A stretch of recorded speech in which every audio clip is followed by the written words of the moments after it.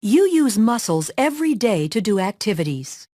This woman is using muscles to breathe, circulate blood, and move her hand to take notes.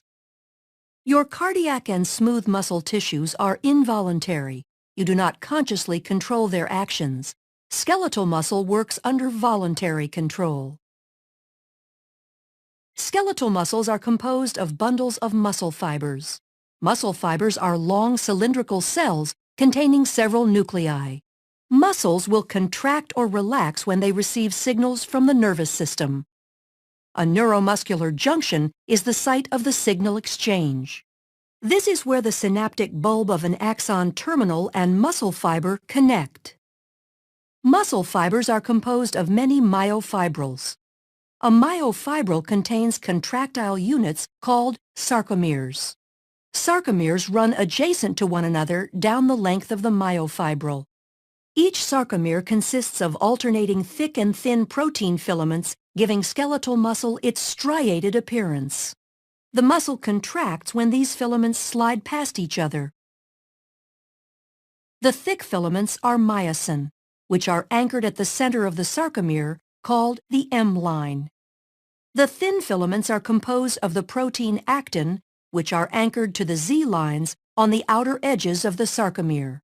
Because the actin filaments are anchored to the Z lines, the sarcomere shortens from both sides when actin filaments slide along the myosin filaments. Although the action between the filaments is described as sliding, the myosin filament actually pulls the actin along its length. The cross bridges of the myosin filaments attach to the actin filaments and exert force on them to move. This action is known as the sliding filament mechanism of muscle contraction. In this model, the sarcomeres shorten without the thick or thin filaments changing in length. A contraction begins when a bound ATP is hydrolyzed to ADP and inorganic phosphate. This causes the myosin head to extend and can attach to a binding site on actin, forming a cross-bridge. An action called the power stroke is triggered, allowing myosin to pull the actin filament toward the M line, thereby shortening the sarcomere. ADP and inorganic phosphate are released during the power stroke. The myosin remains attached to actin until a new molecule of ATP binds, freeing the myosin to either go through another cycle of binding and more contraction or remain unattached to allow the muscle to relax. Muscle contractions are controlled by the actions of calcium. The thin actin filaments are associated with regulatory proteins called troponin and tropomyosin. When a muscle is relaxed, tropomyosin blocks the cross-bridge binding sites on actin. When calcium ion levels are high enough and ATP is present, calcium ions bind to the troponin, which displaces tropomyosin, exposing the myosin binding sites on actin. This allows myosin to attach to a binding site on actin, forming a cross-bridge.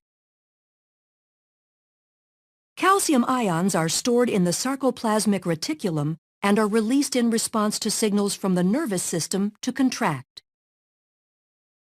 Neurotransmitter molecules are released from a neuron and bind to receptors, which depolarizes the membrane of the muscle fiber. The electrical impulse travels down the T-tubules and opens calcium stores. Calcium ions flow to the myofibrils where they trigger a muscle contraction. As the actin and myosin slide along each other, the entire sarcomere shortens as the Z lines draw closer to the M line. As the sarcomeres in myofibrils contract, the entire muscle fiber will shorten.